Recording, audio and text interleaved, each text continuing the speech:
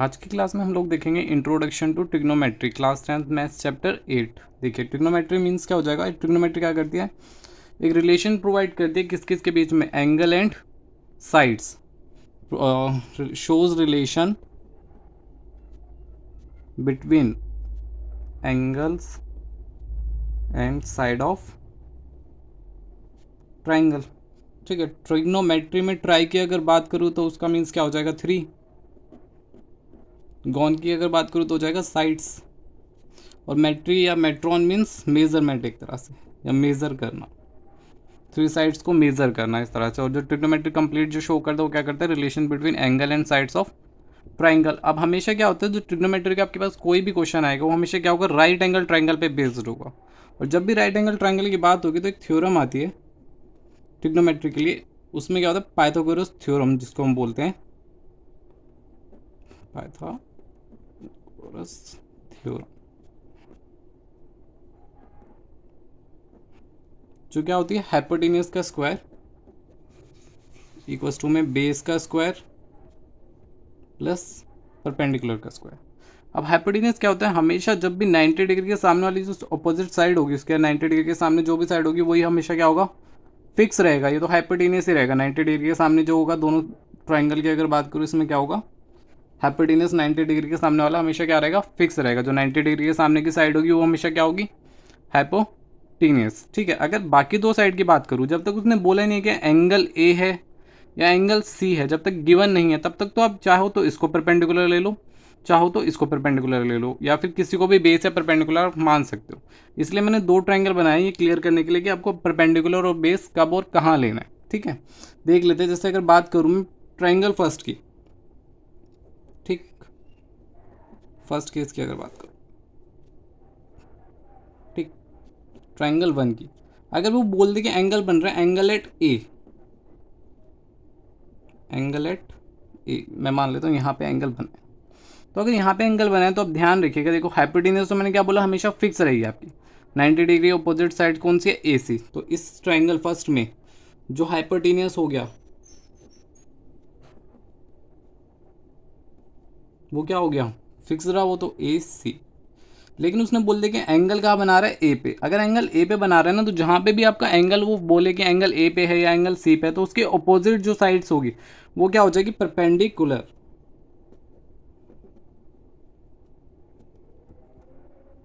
ठीक, अगर angle A बना रहा है, एंगल जो है ए पे बन रहा है, ठीक है, एंगल फॉर्म कहाँ पर है, एट ए पे, तो उसके अपोजिट साइड्स कौन सी है, बी सी। इस केस में क्या हो जाएगी, ट्राइंगल फर्स्ट में मेरे पास परपेंडिकुलर, और जो बच गई साइड वो क्या रह जाएगी, बेस। ठीक, ये हो गया साइड्स देखने का तरीका, हाइपोटेन्यूस कैसे देखना है, परपेंडिकुलर कैसे देखना है, और बेस कैसे देखना है। तो जो बेस रहा वो क्या हो जाएगा, ए बी। अगर ट्राइंगल सेकंड की बात करूं, ठीक, इसमें केस में क्या बोल रहे हैं कि एंगल का फॉर्म हो रहा है एट सी पे। मैं मान लेता हूँ एंगल कहाँ पे फॉर्म हुआ, एट सी पे। तो अब इस केस में अगर देखूं तो हाइपोटेन्यूस मैंने क्या बोला, फिक्स रहेगी। हाइपोटेन्यूस क्या होगी, 90 डिग्री के सामने वाली हमेशा, जो हाइपोटेन्यूस क्या हो जाएगी,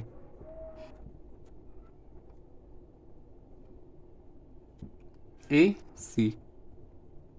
लेकिन अब इस ट्राइंगल की अगर बात करूँ, ट्राइंगल सेकंड की, तो उसमें जो एंगल है वो कहाँ पे फॉर्म हो रहा है, एट सी पे, और सी के अपोजिट कौन सी साइड है, ए बी। तो इस केस में ये क्या हो जाएगी, परपेंडिकुलर। इस केस में परपेंडिकुलर क्या हो गई,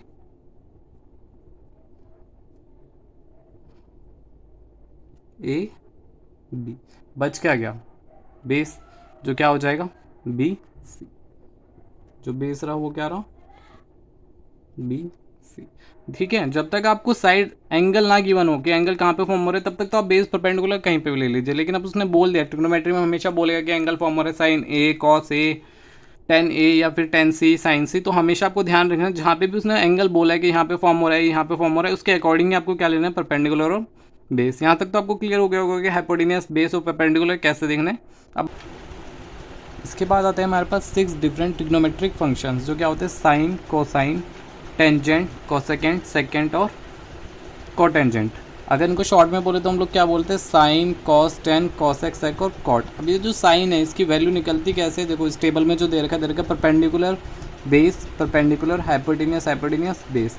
अगर मैं साइन की बात करूँ तो साइन किसके बराबर हो गया इसमें, परपेंडिकुलर अपॉन हाइपोटेन्यूज के। कॉस की अगर बात करूँ तो कॉस किसके बराबर हो गया, बेस अपॉन हाइपोटेन्यूज के। टेन की अगर बात करूँ तो टेन किसके बराबर हो गया, परपेंडिकुलर अपॉन बेस के।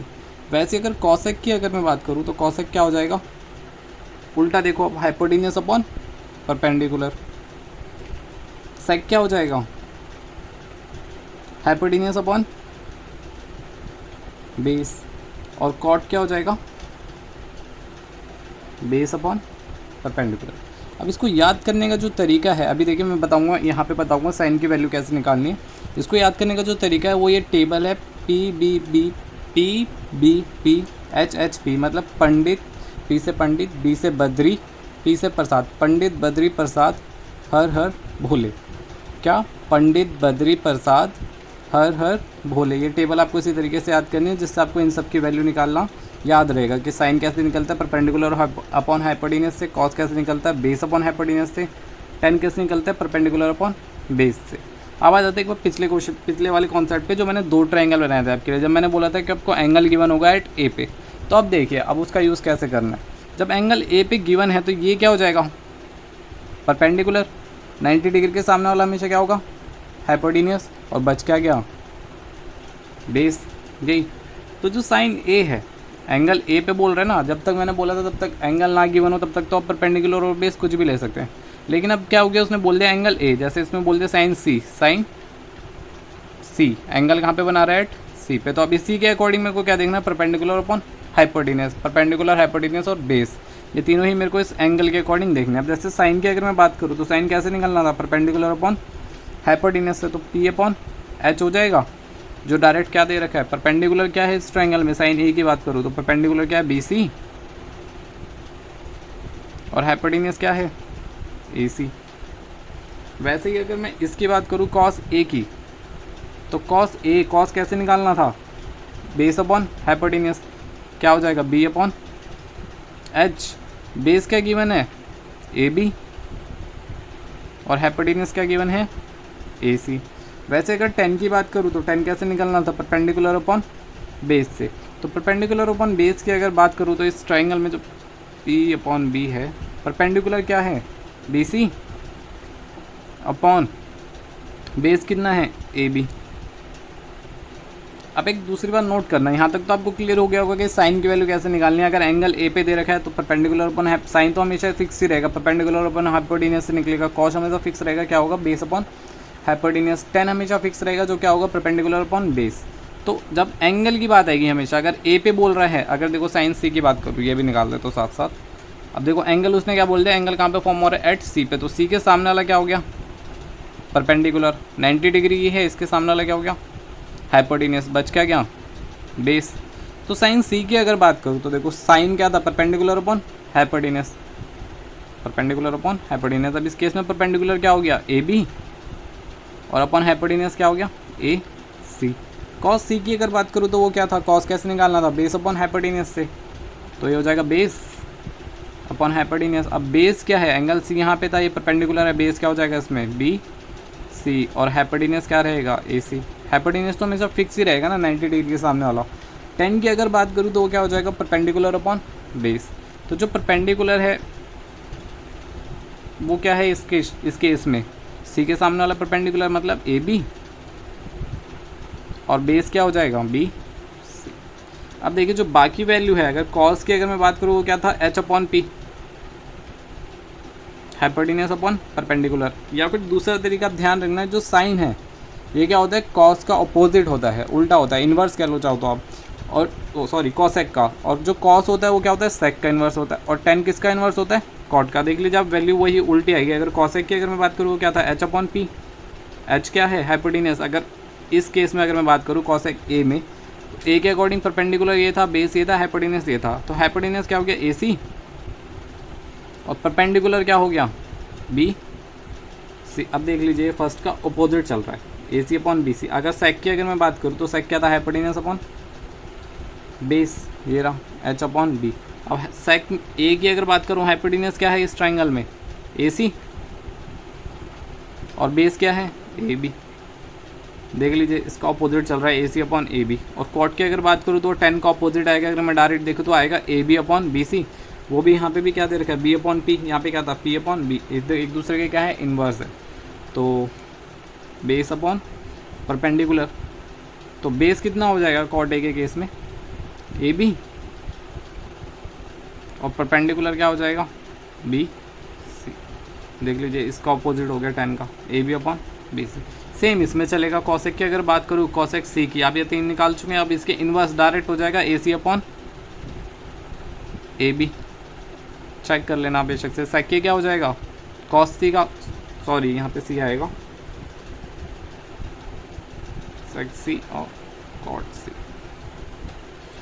तो सेक सी की अगर वैल्यू की अगर मैं बात करूँ तो क्या हो जाएगा इसका अपोजिट, क्या हो जाएगा ए सी अपॉन बी सी।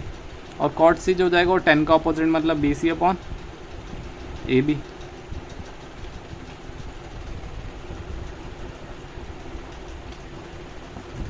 ठीक, तो आप यहाँ पे देख लीजिए कॉसेक सी जो है वो क्या हो जाएगा, कॉसेक की वैल्यू कैसे निकलेगी एच अपॉन पी से। चेक कर लेना आप इसमें हाइपोटेनियस और परपेंडिकुलर क्या है। सेक की अगर बात करूँ तो क्या हो जाएगा एच अपॉन बी, और कॉट की अगर बात करूँ तो क्या है बी अपॉन पी। तो इस तरीके से मेरे पास क्या निकलती है sign A cos A ten ए या फिर साइन सी कॉस सी टेन सी की वैल्यू फाइंड होती है। आगे जब हम क्वेश्चन करेंगे एग्जाम्पल में तब आपको दिखाऊंगा। लाइक जैसे अगर मान लो उसने ये तीनों की वैल्यू दे रखी होती 2 4 6 ऐसे दे रखा होता तो ये डिजिट में आ जाती वैल्यू सारी की सारी। अब इसके बाद देखते हैं,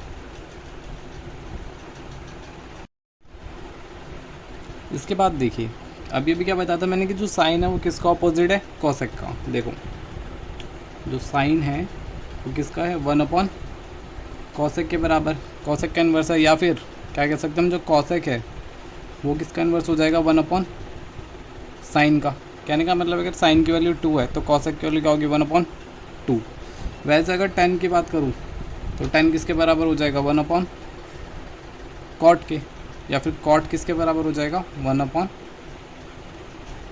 10 के। वैसे लास्ट जो रहेगा वो रहेगा सेक, वो किसके बराबर हो जाएगा 1 अपॉन कॉस की, या फिर जो कॉस है वो किसके बराबर होगा 1 अपॉन सेक के। ठीक, अगर आपके पास साइन की वैल्यू हो तो आप कॉसेक की निकाल सकते हो, 10 की वैल्यू हो तो आप कॉट की निकाल सकते हो, सेक की वैल्यू हो तो आप कॉस की निकाल सकते हो, इनका एक दूसरे का क्या करके इन्वर्स करके।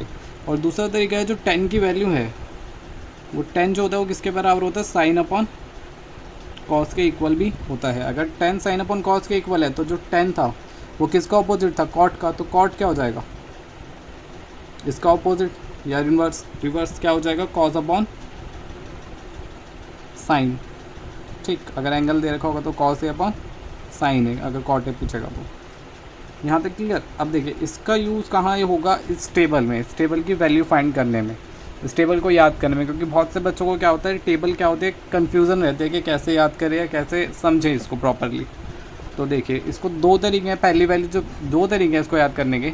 एक तो आप क्या करो या तो साइन की वैल्यू निकाल लो, जैसे बहुत से टीचर क्या करते हैं इसको साइन को निकालने के लिए क्या करते हैं ऐसे लिखते हैं 0 1 2 3 4, मतलब साइन ए जो एंगल दे रखा है एंगल ए पे जो साइन ए चल रहा है जैसे sine 0 sine 30 sine 45 sine 60 sine 90, क्या करते हैं जो पहली वैल्यू है वो क्या करते हैं 0 1 2 3 4 लिख के क्या करते हैं डिवाइड कर देते हैं 4 से, और इनके ऊपर क्या चढ़ा देते हैं अंडर। ठीक, तो अब जो इनकी वैल्यू बाहर आएगी वो आपके पास एग्जैक्ट वैल्यू आएगी, जैसे 0 1 कुछ भी हो तो 0 होगी। अंडर रूट 1/4 क्या हो जाएगा 1/2, अंडर रूट 2/4 क्या हो जाएगा 1/√2, अंडर रूट 3/4 क्या हो जाएगा √3, तो अंडर रूट में रह जाएगा और ये क्या हो जाएगा अपॉन में 2।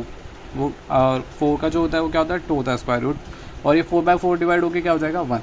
तो या तो आप इस तरीके से वैल्यू निकाल लीजिए साइन की, या फिर आप याद कर लीजिए साइन 0 हो जाएगा 0, साइन 30 की जो वैल्यू होगी जो एंगल दे रखा होगा, साइन ए कहने का मतलब है उस पॉइंट पे जो एंगल दे रखा है, जैसे मान लीजिए यहाँ पे मैं ट्रायंगल बनाता हूँ,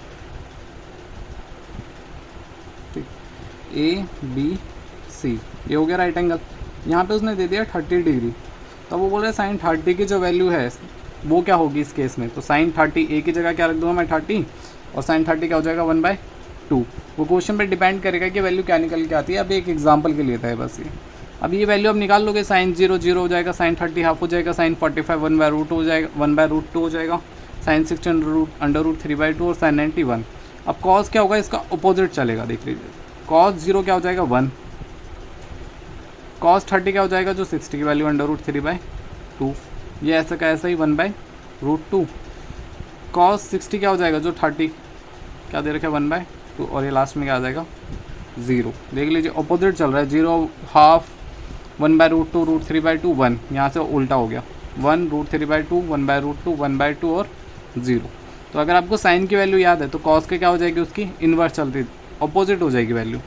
टेन निकालने का भी अभी मैंने क्या फॉर्मूला बताया, साइन अपॉन कॉस कर दीजिए। तो अगर टेन की अगर बात करूँ तो साइन की वैल्यू क्या है 0/1, जो किसके बराबर आएगा, साइन अपॉन कॉस बोला ना, टेन किसके बराबर था साइन अपॉन कॉस के। तो जो साइन की वैल्यू है क्या हो जाएगी 0 और अपॉन कॉस क्या हो जाएगा 1, तो 0/1 क्या हो जाएगा 0।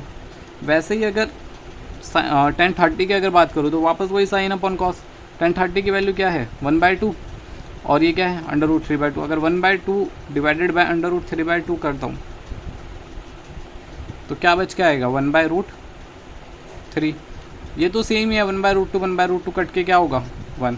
अगर इसको करूँगा तो क्या हो जाएगा tan 60√3, और ये क्या हो जाएगा लास्ट tan 90 जो कि साइन अपॉन कॉस 1/0, किसी के नीचे भी 0 हो जाए वो क्या हो जाएगा नॉट डिफाइंड।